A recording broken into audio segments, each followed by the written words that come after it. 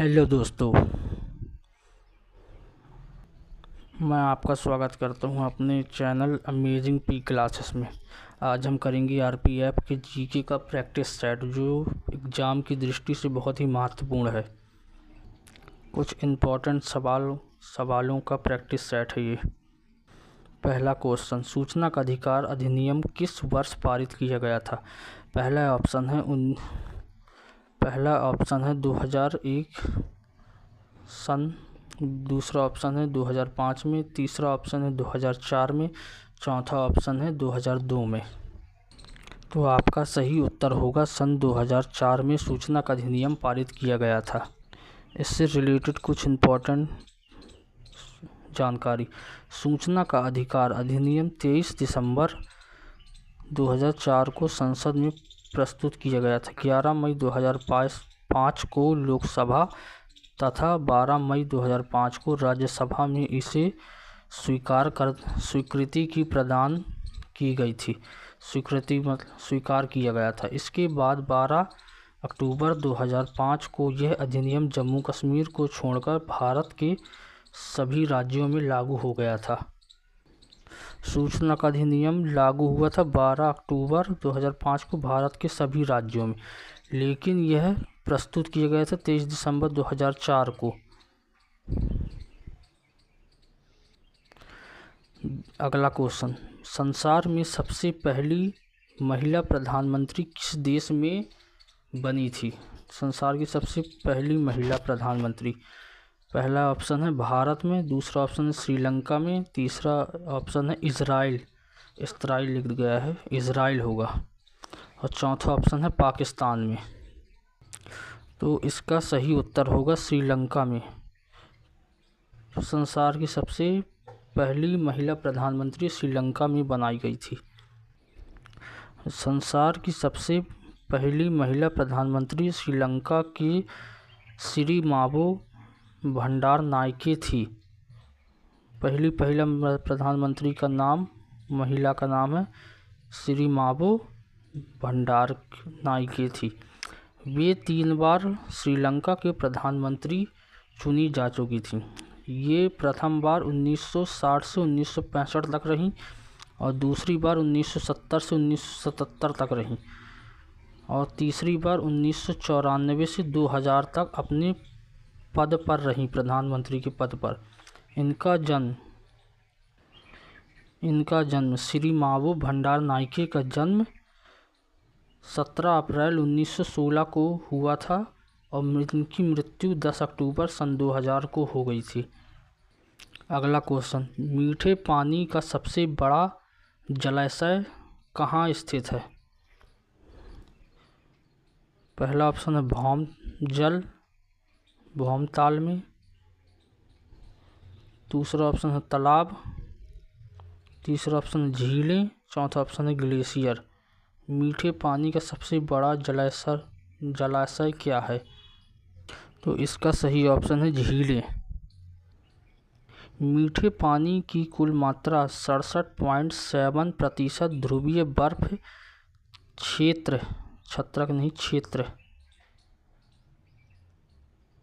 क्षेत्र एवं हिमनदों के रूप में, जबकि 30.1% भूमिगत जल के रूप में, 3% भूमि सतह जल के रूप में और 0.9% अन्य रूप में पाए जाते हैं। अगला क्वेश्चन, विश्व में सबसे बड़ा डेल्टा है? तो पहला ऑप्शन है निप्पोन डेल्टा, दूसरा ऑप्शन है सिसिली डेल्टा, तीसरा ऑप्शन है गंगा डेल्टा, चौथा ऑप्शन है कैस्पियन डेल्टा। तो इसका सही उत्तर होगा गंगा डेल्टा। विश्व का सबसे बड़ा डेल्टा है गंगा का डेल्टा। कुछ जानकारी, विश्व में सबसे बड़ा डेल्टा गंगा का डेल्टा है। उल्लेखनीय है कि गंगा डेल्टा का निर्माण गंगा, ब्रह्मपुत्र एवं मेघना नदियों द्वारा संयुक्त रूप से किया जाता है। गंगा, ब्रह्मपुत्र और मेघना नदी तीनों का संगम ही डेल्टा का निर्माण करता है, तीनों नदियां मिलकर। यह डेल्टा भारत एवं बांग्लादेश में फैली हुई है। इस डेल्टा में सुंदर वृक्षों की अधिकता वाला सुंदरवन क्षेत्र भी पाया जाता है। सुंदरबन पाया जाता है। इन्हीं डेल्टाओं के सुंदर वृक्षों की अधिकता में एलोरा में ठोस शैल को काटकर बनाए गए प्रसिद्ध कैलाश मंदिर का निर्माण निम्नलिखित में से किनके संरक्षण में किया गया था? पहला ऑप्शन है चोल राजाओं की संरक्षण में, दूसरा ऑप्शन है कदम्ब राजाओं के संरक्षण में, तीसरा है पल्लव राजाओं के संरक्षण में और चौथा ऑप्शन है राजपूत वंश के संरक्षण में। तो इसका सही उत्तर होगा राष्ट्रकूट वंश के संरक्षण में। एलोरा के कैलाश मंदिर का निर्माण राष्ट्रकूट वंश के राजा कृष्ण प्रथम ने करवाया था। एलोरा महाराष्ट्र के औरंगाबाद जिले में वेल्लूर नामक स्थान पर स्थित है, जहां 34 शैलकृत गुफाएं बनाई गई हैं। एलोरा की गुफा कहाँ स्थित है? महाराष्ट्र में। यूरोप की सबसे लंबी नदी कौन सी है? तो पहला ऑप्शन है राइन, दूसरा ऑप्शन है रोन, तीसरा ऑप्शन है दानुबे, चौथा ऑप्शन है वोल्गा। तो इसका सही उत्तर होगा वोल्गा नदी यूरोप की सबसे लंबी नदी है। वोल्गा नदी यूरोप तथा यूरोपीय रूस की सबसे लंबी नदी है। इसकी लंबाई 3692 किलोमीटर। वोल्गा नदी की लंबाई 3692 किलोमीटर, जबकि डैन्यूब नदी की लंबाई 2860 किलोमीटर है और रोन नदी की लंबाई 1813 किलोमीटर है और राइन नदी की लंबाई 1236 किलोमीटर लंबी है। राइन नदी 1236 किलोमीटर लंबी है। अगला क्वेश्चन, निम्नलिखित में से विद्या की सबसे पुरानी पीठ कौन सी है? पहला ऑप्शन है तक्षशिला, दूसरा ऑप्शन है नालंदा, तीसरा ऑप्शन है उज्जैन, चौथा ऑप्शन है विक्रमशिला। तो इसका सही उत्तर होगा तक्षशिला। तक्षशिला विद्या की सबसे पुरानी पीठ है। तक्षशिला विद्या की सबसे पुरानी पीठ है। यह मौर्य युग के पूर्व ही स्थापित था। नालंदा एवं उज्जैन गुप्तकालीन, जबकि विक्रमशिला पाल युगीन विद्या केंद्र है। विक्रमशिला पाल युगीन विद्या केंद्र है। तक्षशिला सबसे पुरानी विद्यापीठ केंद्र है और उज्जैन और नालंदा और उज्जैन गुप्तकालीन पीठ हैं। तक्षशिला नगरी अत्यंत प्राचीन काल में गांधार जनपद की राजधानी थी। इसकी सबसे अधिक ख्याति शैक्षणिक क्षेत्र में मानी जाती है। सबसे अधिक ख्याति शिक्षा के क्षेत्र में मानी जाती है। यह उच्च शिक्षा का प्रमुख केंद्र रहा है। प्राचीन चोल साम्राज्य की राजधानी कहाँ पर स्थित है? पहला ऑप्शन है उरैयूर, दूसरा ऑप्शन है कावेरीपट्टिनम, तीसरा ऑप्शन है तंजावुर, चौथा ऑप्शन है मदुरई। इसका सही उत्तर होगा उरैयूर। उरैयूर चोल साम्राज्य की राजधानी रह चुकी है सबसे पुरानी। प्राचीन चोल संगमकालीन साम्राज्य की राजधानी उरैयूर थी। संगमकालीन इस वंश के शक्तिशाली शासक कारिकाल द्वारा राजधानी को कावेरीपट्टनम में स्थानांतरित किया गया। 9वीं शताब्दी में विजयालय ने तंजावुर को चोल राजधानी की राजधानी बनाया यह उपाधि दी। अगला प्रश्न, निम्नलिखित में से कौन सा तत्व धम्म में वर्णित नहीं है? पहला ऑप्शन है माता पिता का आज्ञा पालन, दूसरा ऑप्शन है दान पुण्य, तीसरा ऑप्शन है भ्रातृभाव, चौथा ऑप्शन है संघ के प्रति आस्था। तो इसका सही उत्तर होगा संघ के प्रति आस्था। इसका धम्म में कोई वर्णन नहीं किया गया। धम्म में वर्णित है कि पक्षी प्राणियों की हत्या ना करना, प्राणियों को क्षति ना पहुंचाना, माता पिता की सेवा करना, भ्रातृभाव तथा दान पुण्य, अल्प व्यय, अल्प संचय इत्यादि। धम्म में संघ के प्रति आस्था संबंधित कोई तत्व वर्णित नहीं है। अगला क्वेश्चन, निम्नलिखित में किसने और कब पहली बार अशोक के शिलालेखों का अर्थ स्पष्ट किया था? पहला ऑप्शन 1810 में हैरी स्मिथ, दूसरा ऑप्शन 1787 में जॉन टावर, तीसरा ऑप्शन 1825 में चार्ल्स मेट कॉफ, चौथा ऑप्शन 1837 में जेम्स प्रिंसिप। इसका सही ऑप्शन है 1837 में जेम्स प्रिंसिप ने अशोक के शिलालेखों को पहली बार अर्थ स्पष्ट किया। सर्वप्रथम 1837 ईस्वी में जेम्स प्रिंसिप नामक विद्वान ने अशोक के शिलालेखों को पढ़ा था, जबकि सबसे पहले 1750 ईस्वी में स्टीफेन थेलर महोदय द्वारा खोजा गया था अभिलेख दिल्ली के मेरठ में अभिलेख था। प्रसिद्ध इतिहासकार D.R. भंडारकर महोदय ने मात्र अभिलेखों के आधार पर अशोक का इतिहास लिखने का प्रयास किया था। अगला क्वेश्चन, वर्धमान महावीर ने परिनिर्वाण कहाँ प्राप्त किया था? परिनिर्वाण मतलब मृत्यु कहाँ हुई थी? तो पहला ऑप्शन है पावा, दूसरा ऑप्शन है सारनाथ, तीसरा ऑप्शन है वैशाली में, चौथा ऑप्शन है श्रवण बेलगोला में। तो सही उत्तर है पावापुरी में उन्होंने महानिर्वाण प्राप्त किया था। वर्धमान महावीर ने मल्ल महाजनपद की राजधानी पावा या पावापुरी में परिनिर्वाण प्राप्त किया था। पावापुरी बिहार राज्य के नालंदा जिले में स्थित है। अगला क्वेश्चन,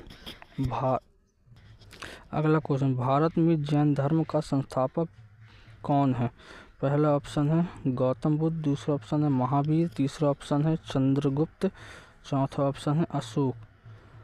यह संयुक्त हायर सेकेंडरी स्कूल, ये SSC में पूछा गया सवाल है। इसका सही उत्तर होगा महावीर ने जैन धर्म के संस्थापक रहे थे। इससे रिलेटिव कुछ जानकारी, भारत में जैन धर्म के प्रथम तीर्थकर ऋषभदेव या आदिनाथ को माना जाता है। इनका प्रथम उल्लेख ऋग्वेद में 22वें तीर्थंकर अरिष्ट नेमि के साथ मिलता है। जैन धर्म का वास्तविक संस्थापक 24वें तीर्थंकर महावीर स्वामी को माना जाता है। बौद्ध धर्म के पवित्र अवशेषों पर निम्नलिखित गुंबज या गुंबदाकार छत वाली अर्धगोलाकार संरचना को क्या कहते हैं? पहला ऑप्शन है स्तूप, दूसरा ऑप्शन है धर्मादेश, तीसरा ऑप्शन है स्तंभ, चौथा ऑप्शन है एकाश्म। तो इसका सही उत्तर है स्तूप कहते हैं। बौद्धों में पवित्र अवशेषों द्वारा निर्मित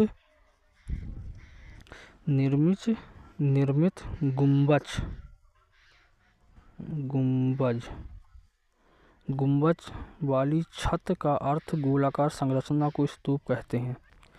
निम्नलिखित में से कौन सा शासक बुद्ध का समकालीन था? पहला ऑप्शन है उदयन, दूसरा ऑप्शन है बिंदुसार, तीसरा ऑप्शन है अजातशत्रु, चौथा ऑप्शन है महापद्मनंद। इसका सही उत्तर होता है बिंदुसार। ये बुद्ध के समकालीन था। बुद्ध के समकालीन शासकों में मगधराज बिंदुसार, पहला तो बिंदुसार था, इसके समकालीन अजातशत्रु था, कौशल नरेश, प्रसेनजित तथा वत्सराज उदयन थे। महापद्मनंद बुद्ध का समकालीन शासक नहीं था। महापद्मनंद बुद्ध का समकालीन शासक नहीं था। सिंधु अर्थव्यवस्था की ताकत थी कृषि, व्यापार, चौक पर बनाए गए बर्तन और बढ़ाईगिरी। सही उत्तर होगा कृषि। सिंधु घाटी अर्थव्यवस्था की सबसे ताकतपूर्ण कृषि ही थी। सिंधु घाटी सभ्यता एक व्यापारिक एवं नगरीय सभ्यता है। यह व्यापार प्रधान थी, अतः सिंधु घाटी अर्थव्यवस्था की सबसे ताकत व्यापार था। इसके अलावा अर्थव्यवस्था में कृषि पशुपालन का भी महत्वपूर्ण योगदान था। सिंधु घाटी सभ्यता कृषि नहीं होगा, ये व्यापार होगा। अगला क्वेश्चन, निम्नलिखित में से कौन सी धातु हड़प्पन सभ्यता में नहीं पाई गई थी? सोना, दूसरा ऑप्शन है तांबा, तीसरा ऑप्शन है चांदी, चौथा ऑप्शन है लोहा। सही उत्तर है हड़प्पन सभ्यता में लोहा नहीं मिला था। हड़प्पा सभ्यता एक कांस्य युगीन सभ्यता थी। यहाँ तांबा, कांसा, स्वर्ण, चांदी आदि धातुएं मिली थीं, परंतु लोहे की प्राप्ति नहीं हुई थी। वस्तुतः हड़प्पा कालीन लोग लोहे से परिचित नहीं थे। भारत में लौह युग का प्रारंभ उत्तर वैदिक काल लगभग 1000 ईसा पूर्व से माना गया है। अगला क्वेश्चन, बादल फटने का क्या अर्थ है? पहला ऑप्शन, आकाश में बादलों के बिखरे हुए टुकड़ों की मौजूदगी। दूसरा ऑप्शन, भारी तूफान के साथ असाधारण रूप से भारी बरसात। चौथा ऑप्शन है मेघाच्छादित मौसम में फसल के बीजों का रोपण या कृत्रिम वर्षा का निर्माण। तो इसका सही उत्तर होगा भारी तूफान के कारण असाधारण रूप से भारी बरसात होने से बादल फट जाते हैं। भारी तूफान के साथ असाधारण रूप से भारी बरसात अर्थात कम समय में अत्यधिक वर्षा की घटना को बादल फटना कहते हैं। इस दौरान एक घंटे में 100 मिलीमीटर या इससे अधिक वर्षा का रिकॉर्ड शामिल होती है जिससे बादल फट जाते हैं। तूफान की भविष्यवाणी की जाती है जब वायुमंडल का दाब होता है सहसा बढ़ जाता है। दूसरा ऑप्शन क्रमशः बढ़े हुए। तीसरा ऑप्शन सहसा कम हो जाए। चौथा ऑप्शन है क्रमशः कम हो जाए। सही उत्तर होगा जब सहसा कम हो जाता है, जब वायुमंडल का दाब सहसा कम हो जाता है तब भारी वर्षा होती है। धरातलीय सतह पर सागर तल पर इकाई क्षेत्र पर ऊपर स्थित वायुमंडल की समस्त परतों के पड़ने वाले समस्त भार को वायुमंडल दाब कहते हैं। जब वायुमंडल दाब सहसा कम हो जाए तो तूफान की भविष्यवाणी की जाती है। भूमि तथा भवन पर लगने वाला कर भारत के संविधान की 7वीं सूची में दी गई है।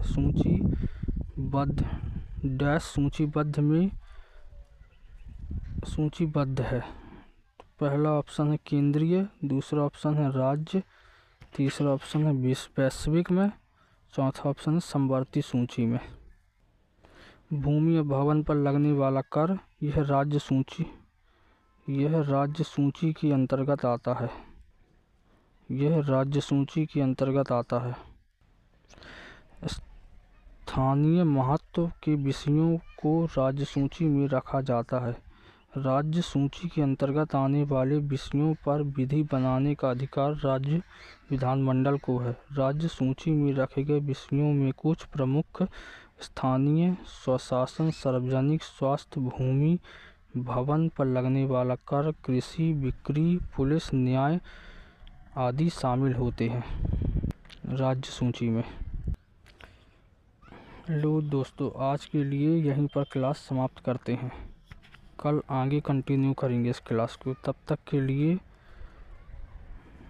चैनल को सब्सक्राइब करें, लाइक करें और कमेंट करके ज़रूर बताएं कि आपको वीडियो कैसी लगी।